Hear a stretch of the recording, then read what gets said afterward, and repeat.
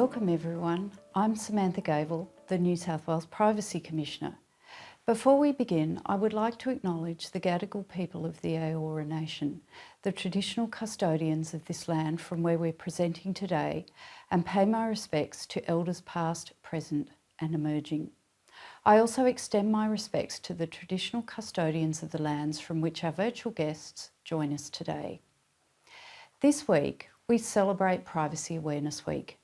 This is an international campaign that highlights the importance of privacy and raises awareness for public sector agencies about how to protect the personal information of the people we serve.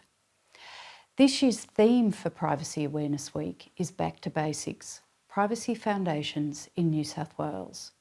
It focuses on reminding agencies and citizens of the fundamentals of privacy and highlights the basic steps that we can all take to keep personal information secure.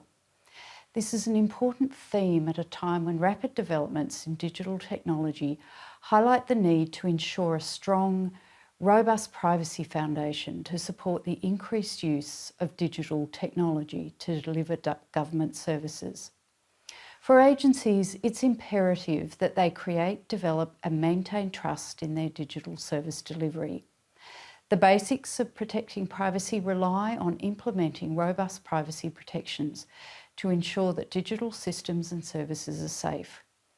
Under New South Wales privacy laws, citizens have a right to expect that their personal information is protected by New South Wales agencies.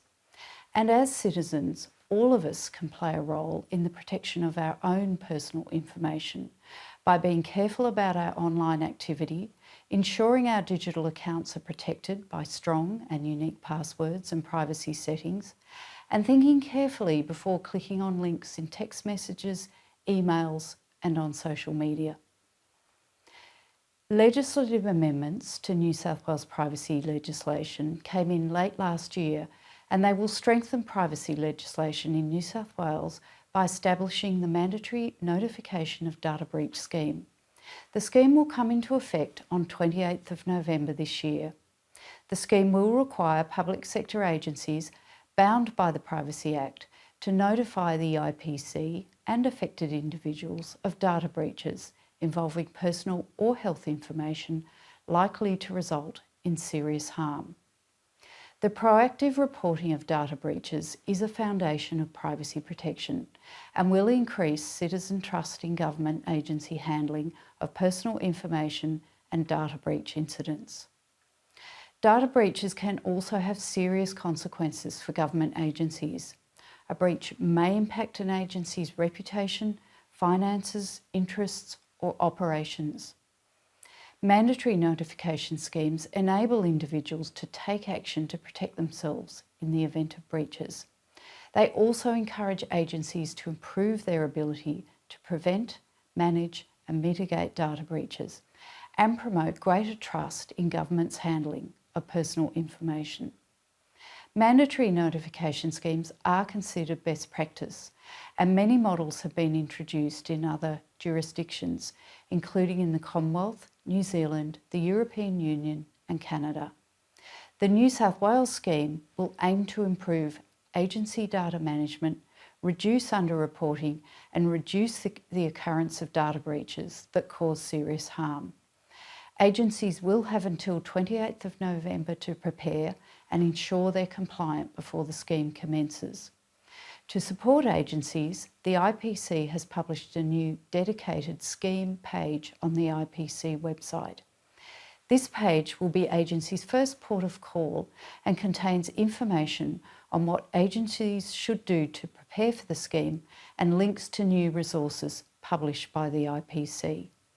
The IPC has also released a new bi-monthly e-newsletter that will provide regular updates to all New South Wales agency staff and privacy practitioners about the scheme, including new resources, explanations of how certain aspects of the scheme will work and other important information. You can view past editions via the scheme webpage and sign up for the newsletter there too.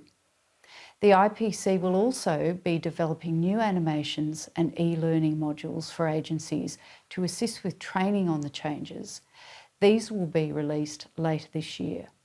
To support the new privacy requirements under the scheme, the IPC will also implement internal IT enhancements and processes. Once the scheme comes into effect, the IPC will report on how it's operating. Today's session will be focused on sharing insights and lessons from New South Wales government agencies and privacy experts on privacy protection. I would now like to introduce Ed Santow, who will present on artificial intelligence, digital identity and facial recognition. Ed is the Director of Policy and Governance at the Human Technology Institute and Industry Professor of Responsible Technology at the University of Technology, Sydney. He co-founded the Human Technology Institute and is leading a number of major initiatives to promote human-centred artificial intelligence. From 2016 to 21, Ed served as Australia's Human Rights Commissioner, where he led the Commission's work in a number of important areas, including artificial intelligence and new technology, refugees and migration, and human rights issues. In 2009, Ed was presented with an Australian Leadership Award, and in 2017, he was recognised as Young Global Leader by the World Economic Forum. Please join me in welcoming Ed Santow.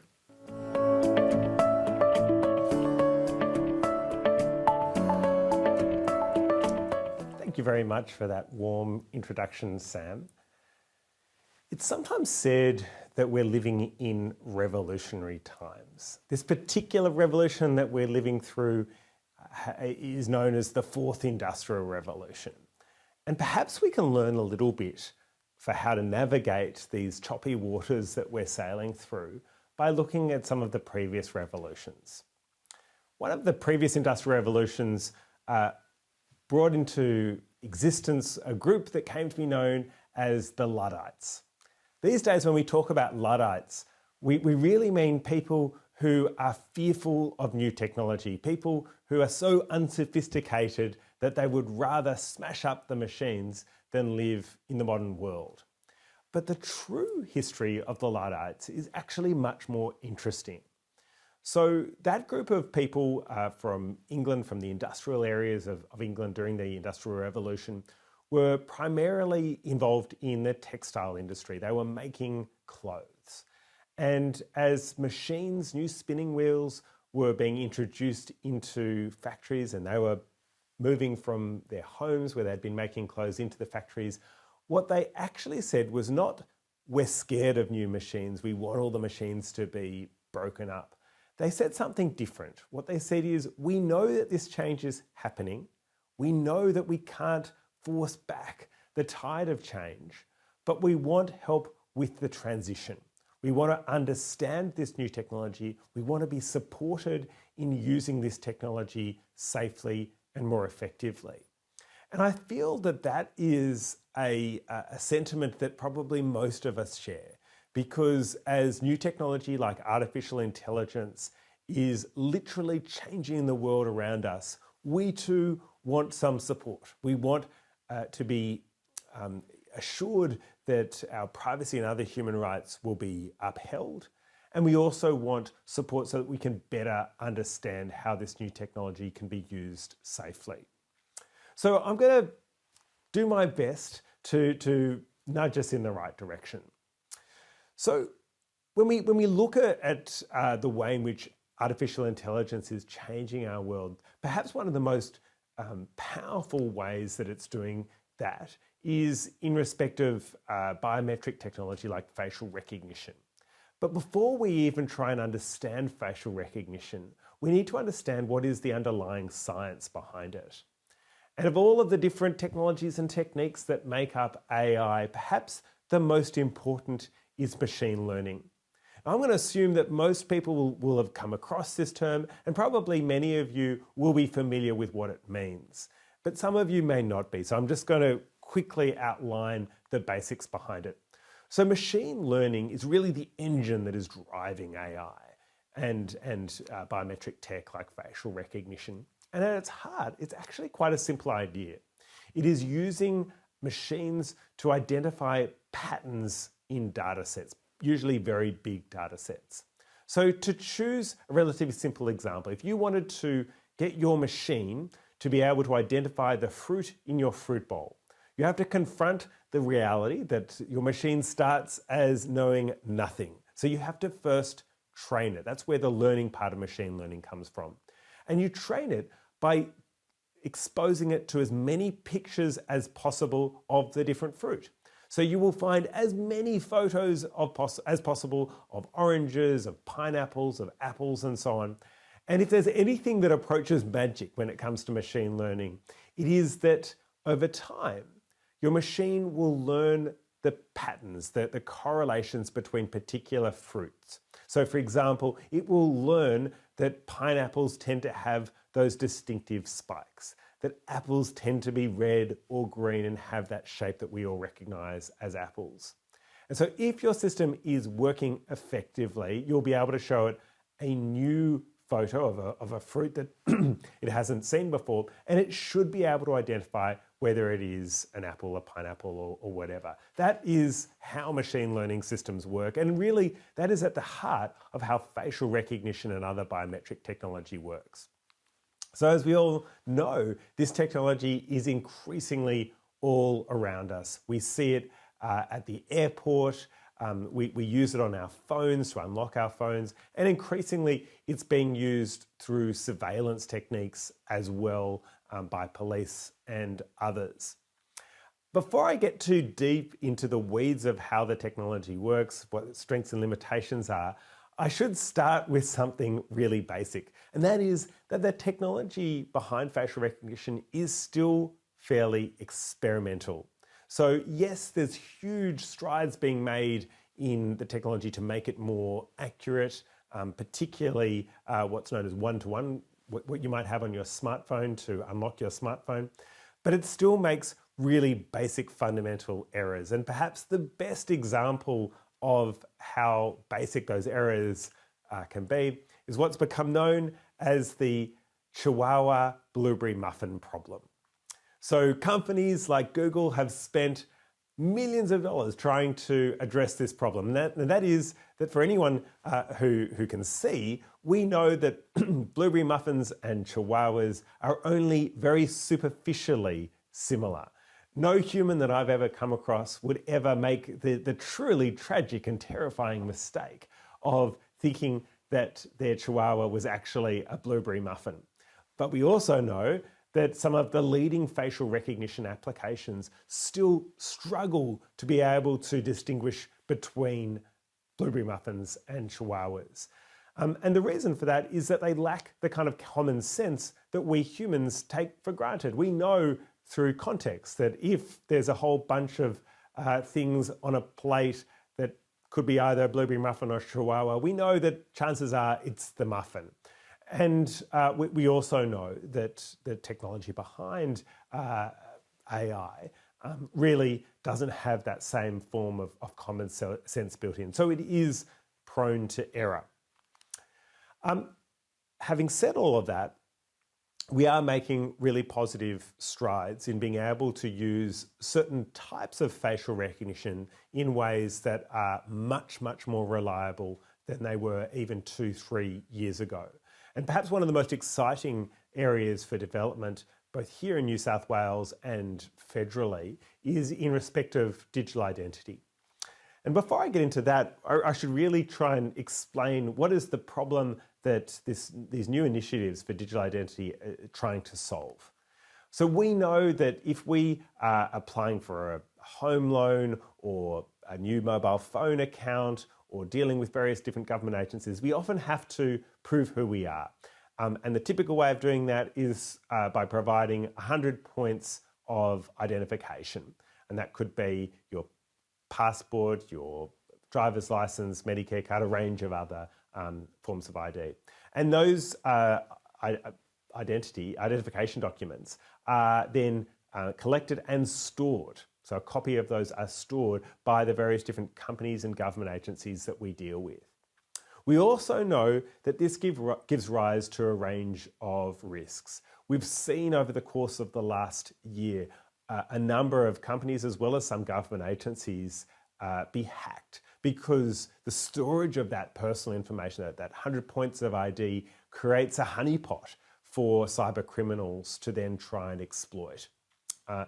The second problem is that it's quite costly. Estimates for at least the private sector is that to have a system, a really robust system where you collect and store that information for your customers can cost anywhere between $18 and $40 per customer, just simply to satisfy the relevant Know Your Customer obligations. Now that's a very, very significant impost, and unless companies are doing the wrong thing with that personal information, they don't get any benefit from that significant data holding.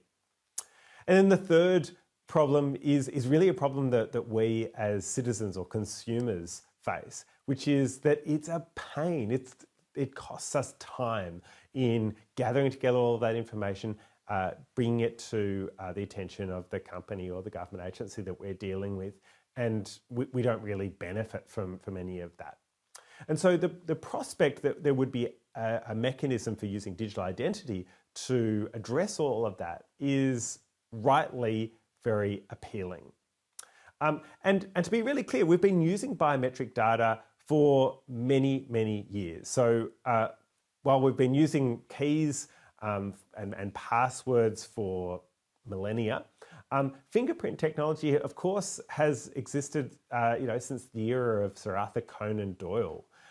So biometric technology is not a new thing in that regard, but certainly in the last 20 to 25 years, we've seen a massive acceleration in the different forms of biometric data that can be used to identify people.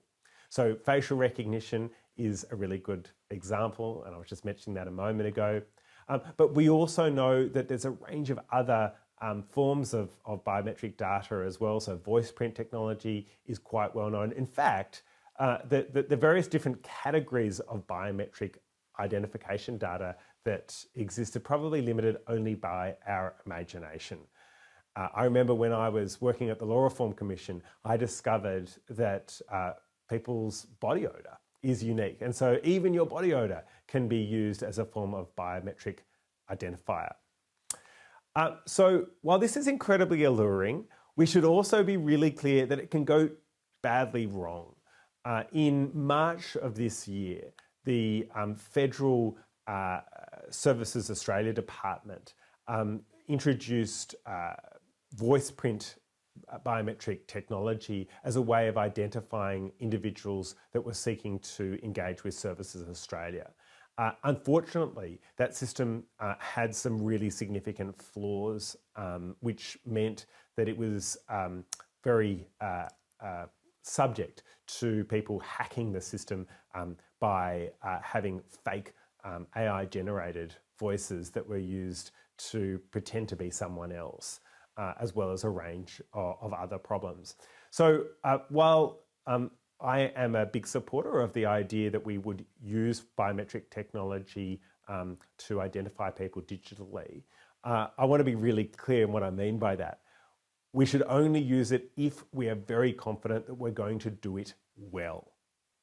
Just simply running headlong into using digital identity technology can be fraught with risks.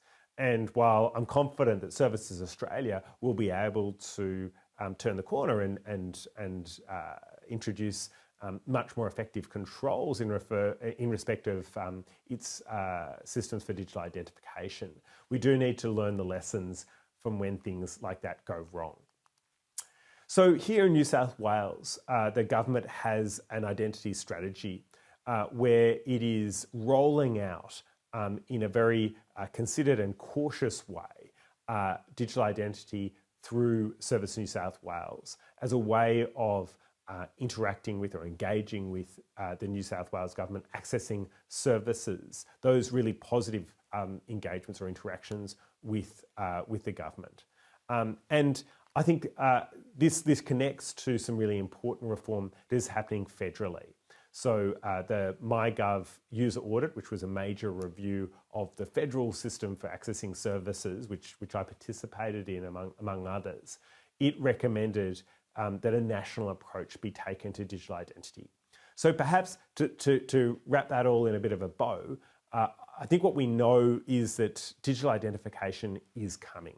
New South Wales is the most advanced jurisdiction in Australia at rolling out that technology, but also rolling out really strong protections to make sure that people are kept safe and that the system is not misused or used in a punitive fashion. But we also need to confront the fact that this is new technology. It is still subject to error. And so we need to build really strong guardrails around it, which I think leads on neatly to the last part of my remarks today. And that is that we know that this is an area that requires reform. So in 2022, my organisation, the Human Technology Institute, did a major piece of work to develop a model law for facial recognition technology, because at the moment we face the problem that facial recognition is only very lightly regulated. Some would say it is largely unregulated. And so we need to build those legal guardrails so that they are stronger to enable things like digital identity to be done really safely. So the pillars of this piece of work are, first, that we don't have dedicated facial recognition law in any of the federal, state or territory government jurisdictions. Secondly, that there are some real risks associated with facial recognition if it goes wrong.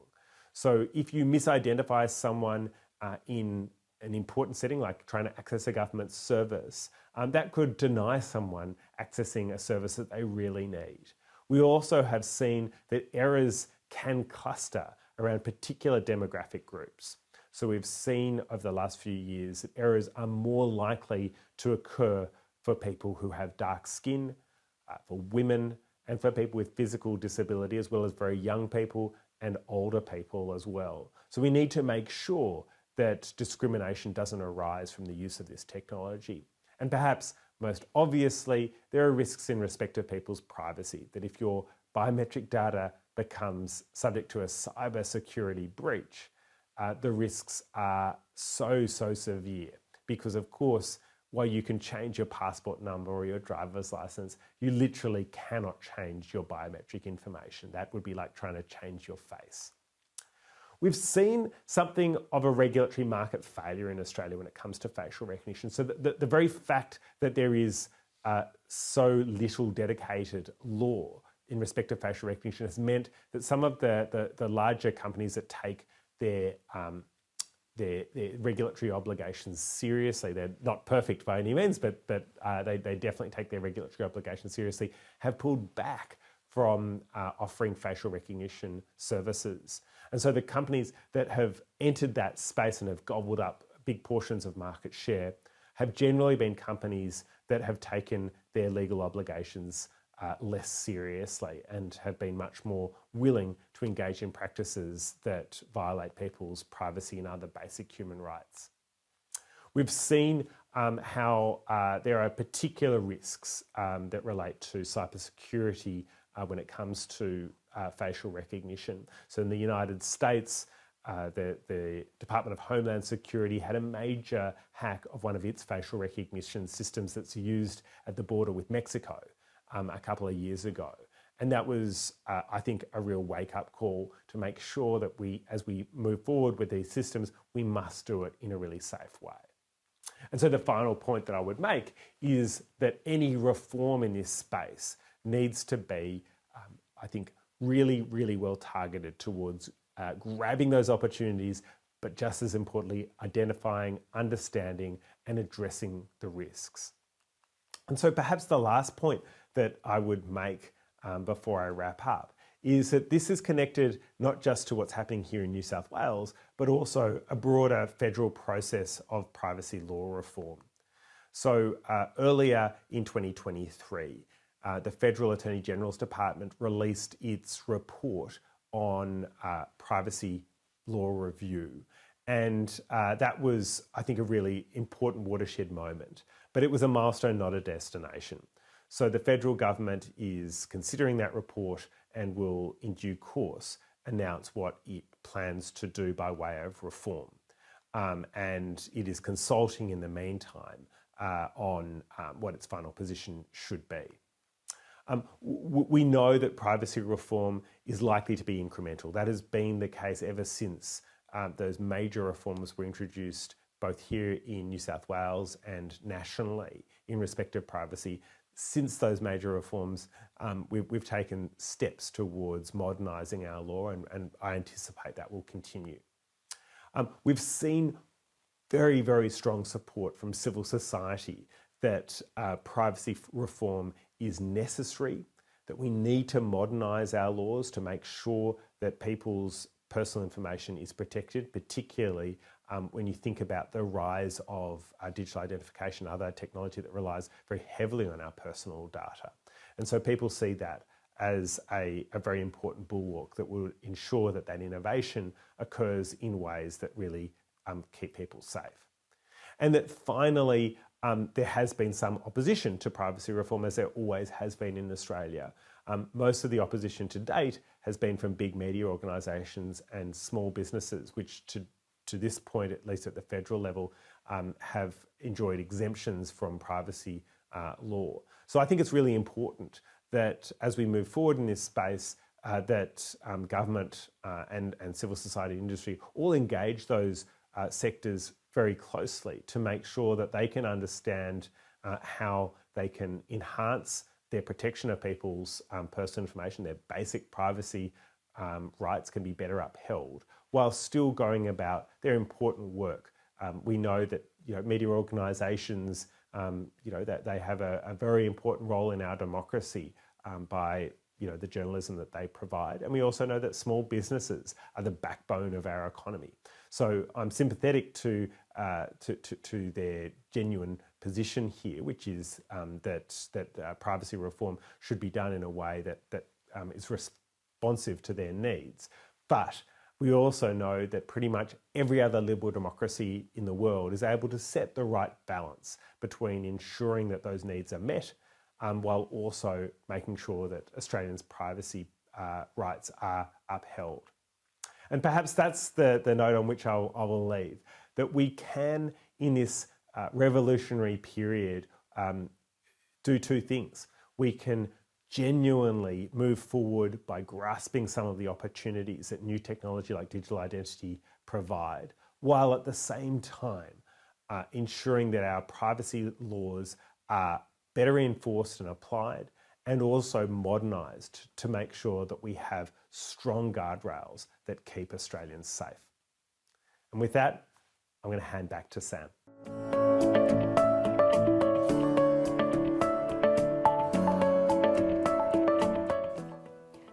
I would now like to introduce our panellists for our Q&A discussion.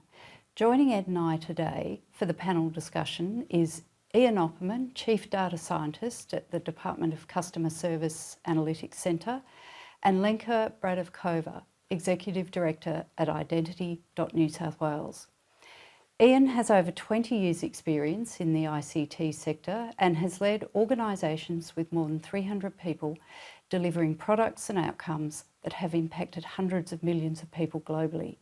He is a thought leader in the area of the digital economy and is a regular speaker on big data, broadband-enabled services and the impact of technology. Lenka is Executive Director, leading the whole of government approach to digital identity and verifiable credentials. With years of experience in digital identity, authentication management, fraud investigations and privacy across various industries, Lenka is an advocate of digital security and building identity resilience within an inclusive and accessible ecosystem in this constantly evolving landscape. Welcome to both of you.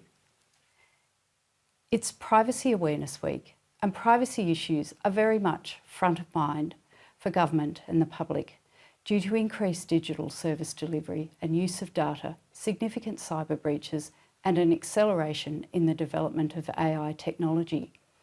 So what are the themes that all of you are seeing in relation to digital technology, data, and privacy? And I'll start with you, Lenka. The themes that we're seeing, it's a very exciting time. I think it's absolutely wonderful to see what technology is out there that is currently enabling us to build these security and privacy preserving features for our customers. So I'm very excited about what is currently out there in terms of AI, in terms of blockchain technologies, in terms of data that we can harness to ensure that we actually provide personalized services to our customers. It can obviously be used for good, and it can be also abused. So what we are after is really putting in the rail gauges that are necessary in order to prevent that. But I'm sure Ed or Ian might have more to say.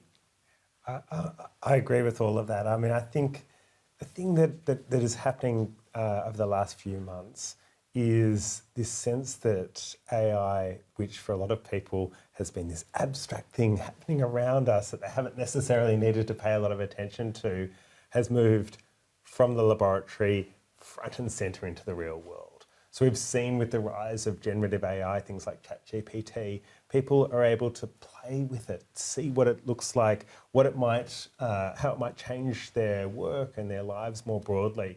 And I think what that's really starting to do in a way that is mostly very good is it's bringing to the fore what the opportunities and risks are. So moving from that abstract conversation where at some point in the future we'll really have to care about this to we need to care about this today because there are some things that we can do that will improve the way we work, the way we communicate with each other, the way in which we make decisions. But unless we get those guardrails right, as Lenka mentioned, we're in for a world of pain. And I think we're much better able to visualise both of those risks and opportunities now. Thanks. Look, I agree with Ed and Lenka. It's just staying with AI for a moment. It's as if it's just hit us that AI is a real thing. It's been, as Ed said, this abstract idea until now, but all of a sudden we think, wow, AI can do really powerful stuff. From a privacy perspective, it's an interesting phenomenon to watch people who very sensibly have engaged with digital systems until now, suddenly putting all this personal information into ChatGPT and getting all of this interesting stuff back out. People really seem to have forgotten some of the basic rules about how we engage with online digital services, which includes AI. So I think that's interesting. And so going back to basics, I think is really a good theme for this year's Privacy Awareness Week, that there are some fundamentals that we need to bear in mind when we engage with any digital service, irrespective of how exciting. I think Lenka's area of digital identity is a really interesting one. As we increasingly engage with the digital world, we increasingly want the convenience of being able to credential ourselves in a way which is meaningful and in a way which translates across multiple different service domains. But that also comes with risk because we are engaging much more broadly with digital services. We've said it was inevitable, we've been talking about it for years, but it's like it's suddenly just hit us. So that's the really interesting element. And Ed, of course, key figures including Elon Musk have recently signed a letter calling for the training of powerful AI systems to be suspended amid concerns about an out-of-control race to develop AI and the potential risks of that technology. Is slowing down the development of AI systems a good idea? And do we have the right frameworks in place to manage the current acceleration of this technology? I mean, I have really mixed feelings about this.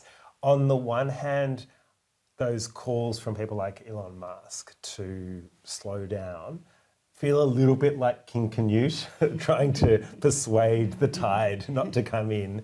That's a really difficult thing to do, right? And even if there were some kind of general principle or legal regulation that says you have to slow down, the prospect that the leading companies and some of the smaller organisations out there will truly do that seems to me to be very small. So I have a fairly pragmatic response, which is I don't think that's going to happen. I think instead we're stuck, to use a different metaphor, in the scenario where you're having to build the plane as you fly it. That's not ideal. It's better usually to kind of set the rules of the system and then have people innovate around that. So for me, the starting point is to say, well, what are the technology neutral legal rules that we already have that can actually be a spur for very positive innovation? And we've got much more than we realise. So privacy law, I think, is a good example where there are definitely opportunities to modernise that law to take into account things that the Europeans have regulated in respect of through GDPR and other mechanisms. But I also think we need to not be defeatist, because we have, if I may say, a really good regulator here in New South Wales. We have a good regulator federally as well. We have had a couple of decades of genuine privacy legislation, and we've started to see those regulatory ecosystems really kind of swing into action when it comes to protecting the community from some of the harmful practices associated with data mining and privacy infringement. So to me, I think the starting point is to say, okay, what can we do right now to make sure that those existing legal protections can be more effectively enforced?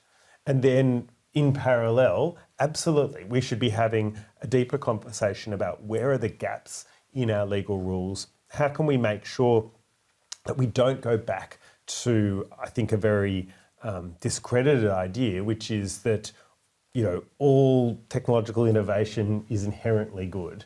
You know, I feel like we've moved past the era where tech leaders could say things like move fast and break things. We know that that's, you know, a dangerously immature approach. So I think we should take that more responsible approach to technology, particularly artificial intelligence, and apply it to this sort of rapidly evolving space.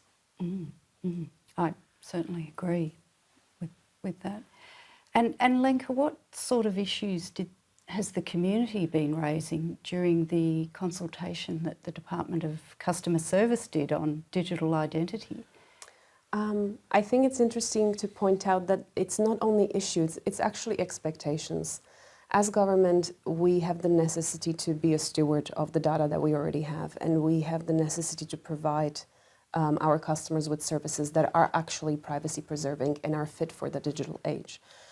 At the moment, most of our interactions, whether it's with public sector or with private sector, actually force us into oversharing a lot of the personal data that we hold.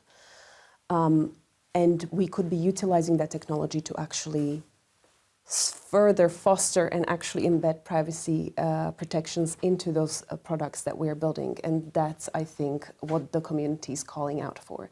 They're calling out for privacy. They're calling out for seamless service.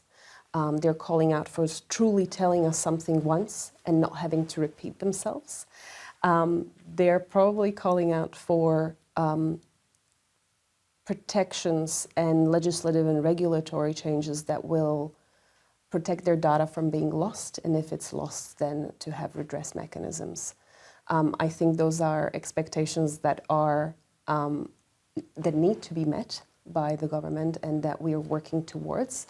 And the fantastic thing about it is that the technology that is currently out there actually enables us to build that product. It actually enables us to strengthen what is already out there and provide better digital services and provide them in a way that is more privacy preserving than we currently have.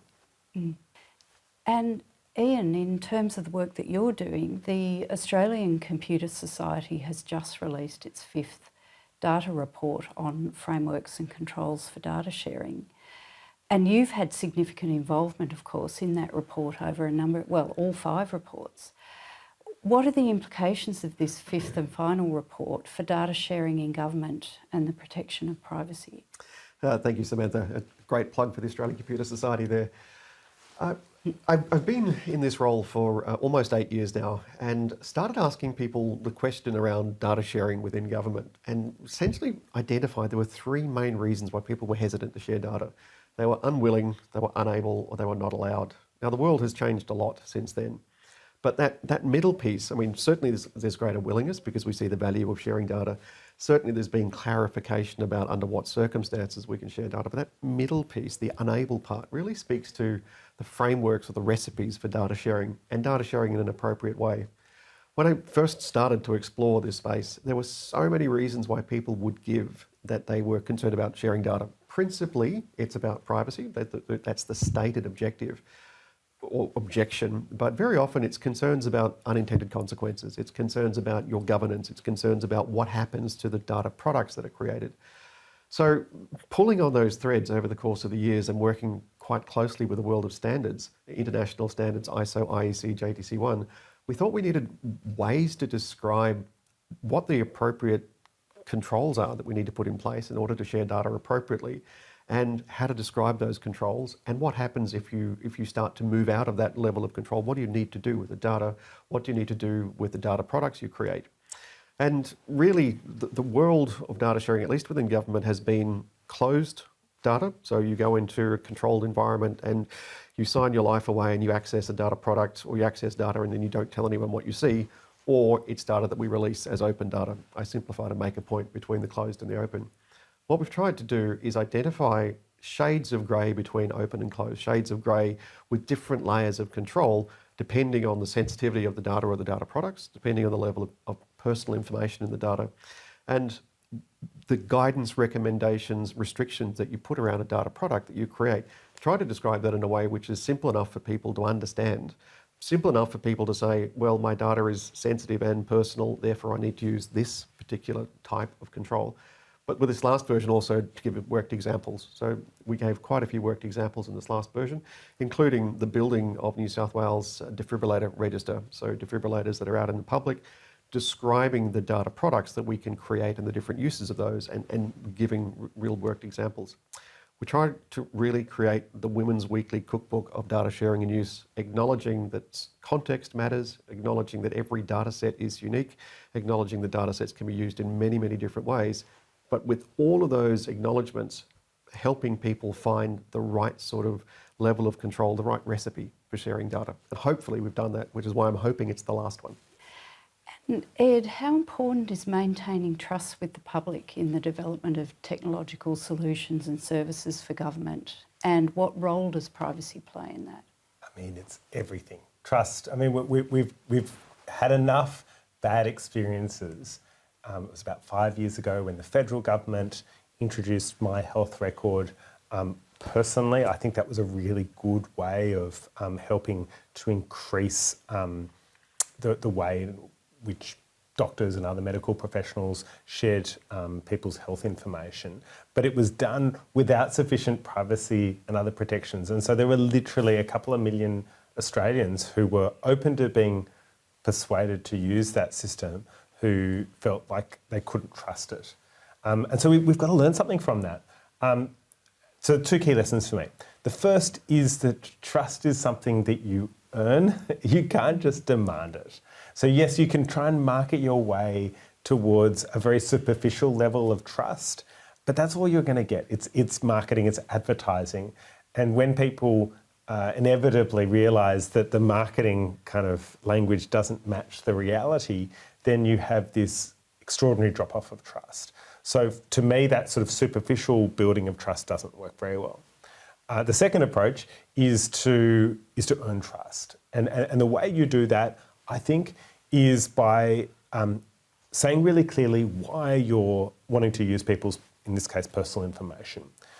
Secondly, you say, well, we're going to put in place these privacy protections, and we think that they'll be really robust, but we're human.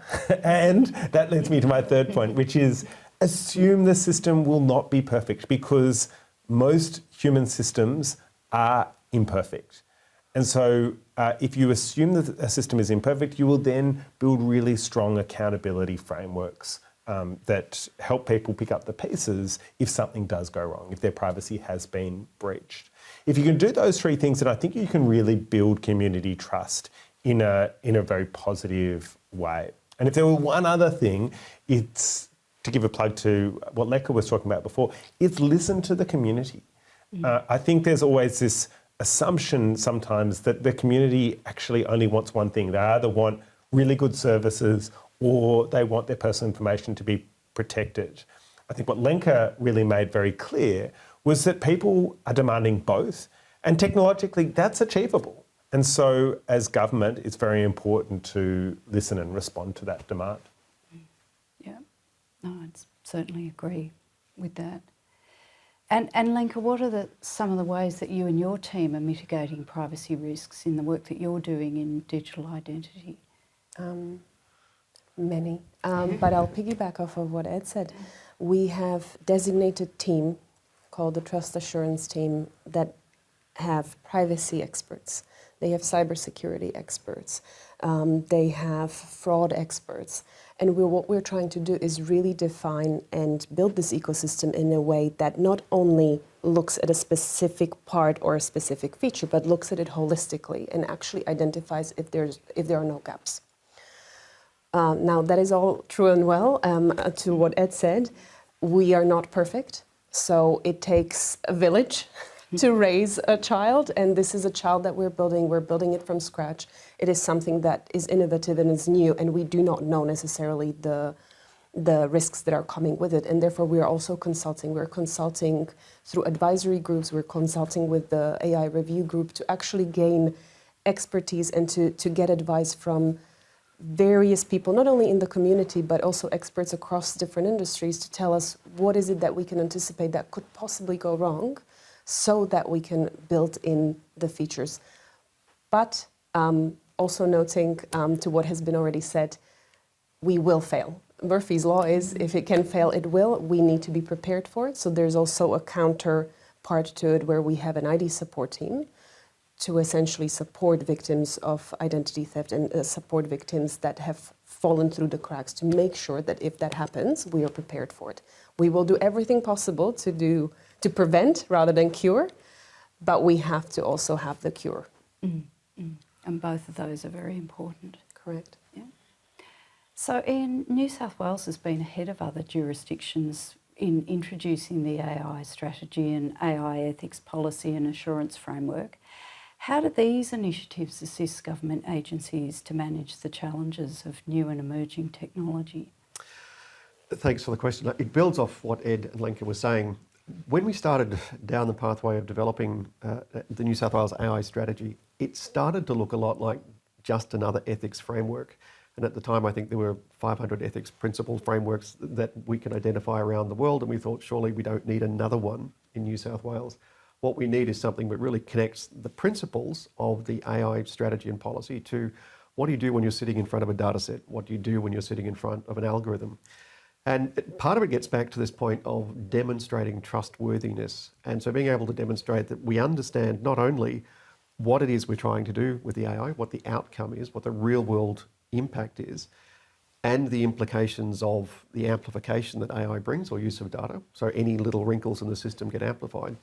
But also, we wanted to look at what the algorithm was doing, what the data was doing, and ensuring that we had ways of demonstrating that the data was fit for purpose, the data quality was appropriate, that the data was appropriately understood from a bias perspective, and what the algorithm was doing to it, and then how these pieces came together to amplify any wrinkles in the system.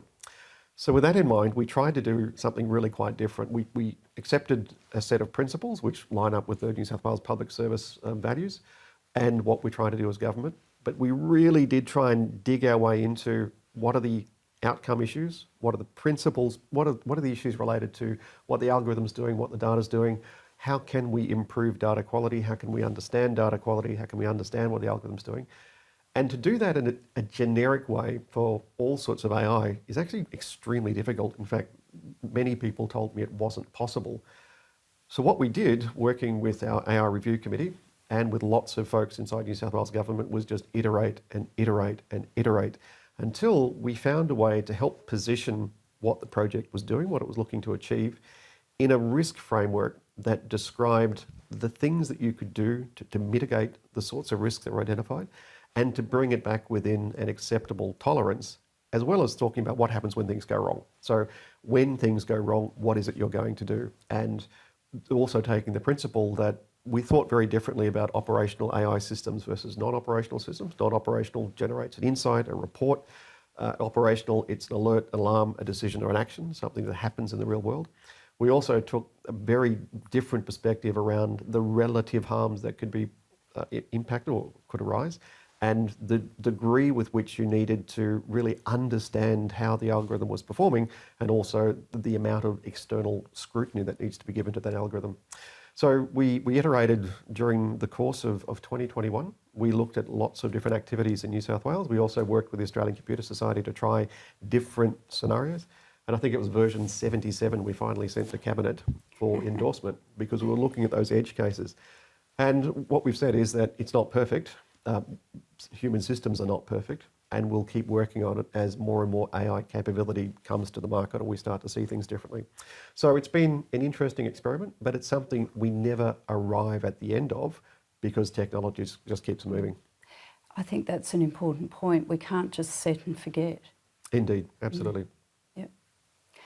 So Ed, there has been work done in other jurisdictions, including overseas, for example, in the EU, to develop legal and regulatory frameworks to manage the potential harms of AI technology.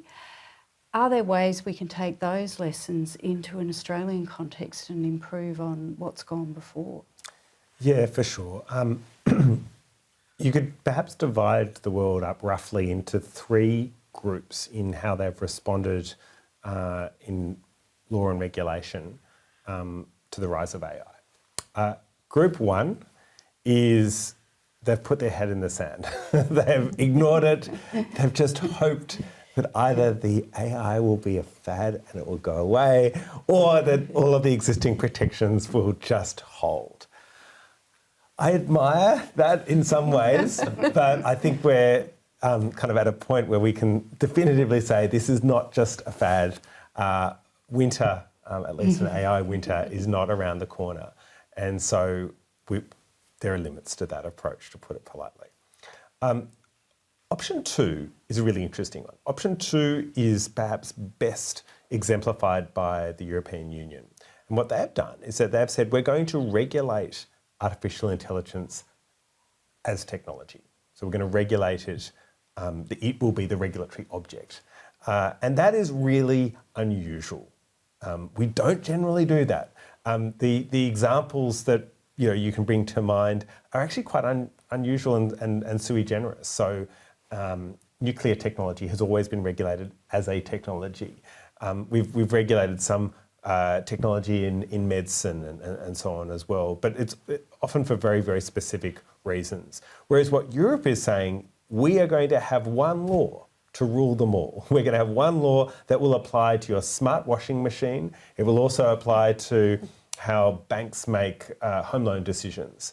And that is, in a sort of Sir Humphrey sense, pretty courageous because it's quite difficult to bring all of those different activities under the same regulatory roof. The third approach is more like what Australia has been doing, which is to say, generally, we're going to regulate by reference to technology neutral legislation that is technology well informed. And that is where you specify the outcomes and say you can use whatever technology you want. So if you're making home loan decisions, you can use the most sophisticated deep neural network, or you can use an abacus or something in between. But ultimately, you still have to comply with basic rules, which are your decisions must be fair, they must be accountable, they must be accurate. And that's what the law specifies. So generally, I would say what we've seen so far is there's been a lot of activity in that second category. I have a bit of a concern that it will be difficult to make some of that legislation work, but I do think the aims there are really laudable. And I guess the ambition in making sure that that technology that is sort of increasingly all around us is going to be for our benefit. I would prefer to see more in the third category, where we make sure that our technology neutral law is still technology well informed and is applicable and actively enforced in respect of the rise of artificial intelligence, but only by exception should we regulate specifically by reference to AI as a technology. So an example of that might be in respect of facial recognition technology, which is so specific and unusual that it does merit its own legislation. Mm-hmm. Yeah, no, thank you. That's a really interesting perspective on some of what's happening around the world and here as well. So Lenka, we have talked about the risk to privacy of some of these technologies, but are there positive aspects that may come from digital identity work? Absolutely. I'm very excited about digital identity because it actually enables us to step up what is already out there and to provide even further protections for the customer.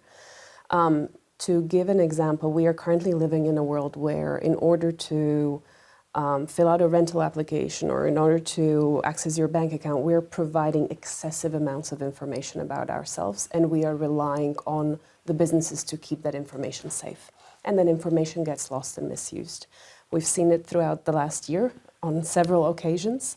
And I think what we are trying to embed into the digital identity as a framework is the key concept of privacy and consent. So actually, for the first time, utilizing the technology that is available to us to enable customers to only share what they really need to share, to prove who they are and what they are entitled to, but without oversharing and without relying on the other parties to keep that information secure or to dispose of it at some point in time.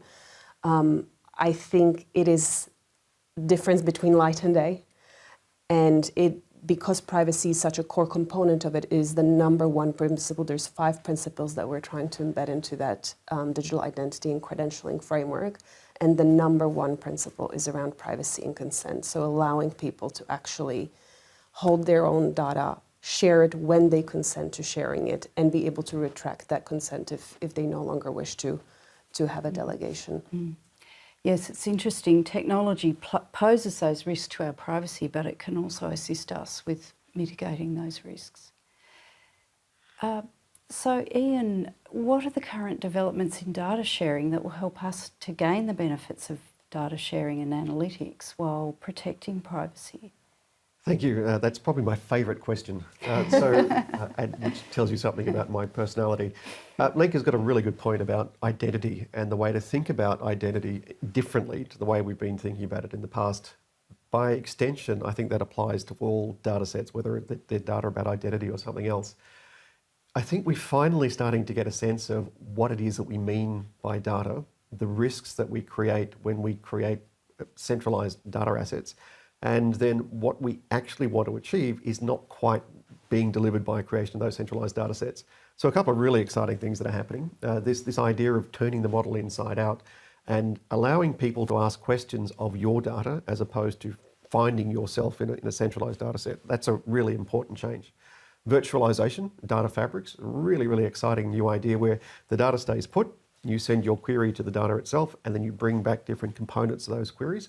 And it's really the metadata that you're running queries over, and the data never comes together in the first place. Really exciting. And that's particularly interesting when you start thinking about really large data sets, which are petabytes or zettabytes in size. No one is going to send a zettabyte data set across to a query. You've got to send the query to the data set. And I think the ability now, I talked about the recipes, data sharing recipes. I think we're really starting to get the idea that data life cycles can potentially be infinite. A data set can live again and again and again, will be used again and again, and all the data products can be used again and again. And starting to think about what happens next and putting the controls around it, as well as what happens next, and next. We're starting to develop frameworks for that.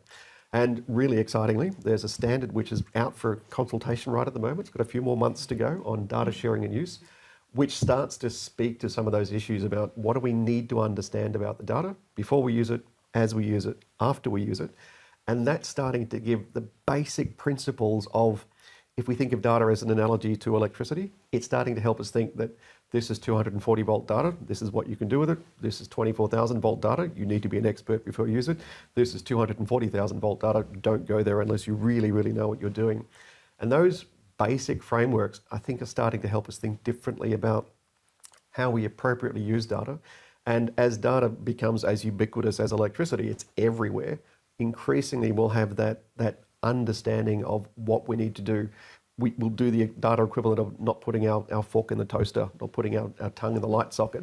We know enough to not do that, and we have to have that same level of understanding for data because it's everywhere, and we are going to keep using it for the rest of the modern digital world. So I'll just ask all the panel the same question to wrap up our panel session, and I'll start with you, Lenka. What is your key piece of advice for agencies when considering the use of digital technology in 2023?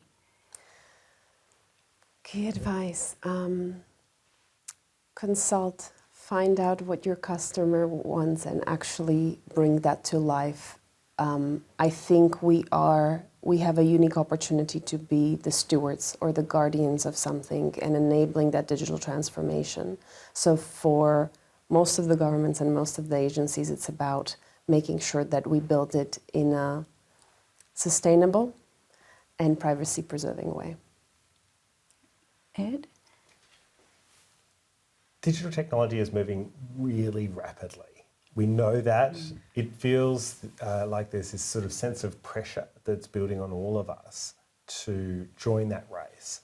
And so I think government agencies have a couple of choices. They can choose whether or not to join the race. And I would say you basically can't opt out. So that's not really a viable option.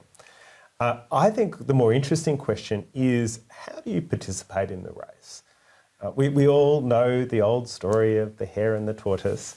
I think that government is under sort of special legal obligations, but also outside of the law, there are sort of ethical requirements that apply to government that don't apply as stringently to the private sector.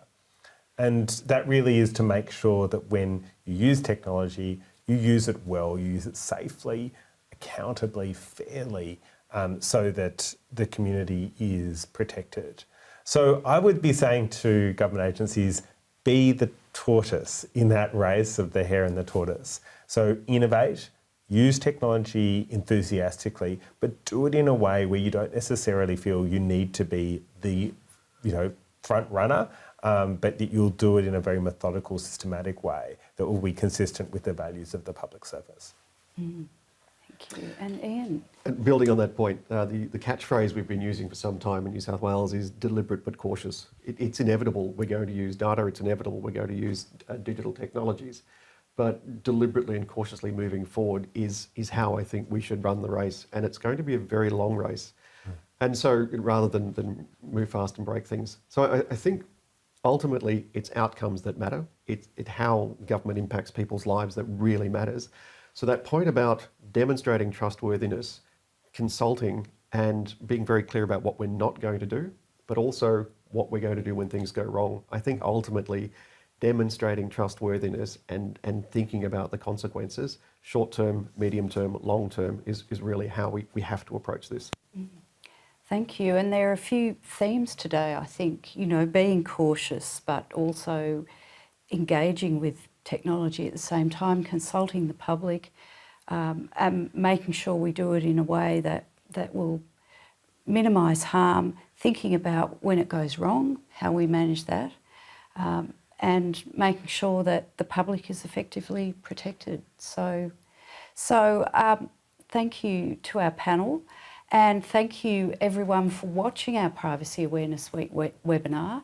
I'd like to give a very special thank you to Ed, to Ian and to Lenka for their important insights into contemporary issues around technology and privacy, which are so relevant to us working in government at the moment. I do encourage you all to visit the Privacy Awareness Week webpage on the IPC website to download, use and share the various resources that we have there for you and your network. And thank you again, and enjoy the rest of your day. Thank you. Thank you. Thank you.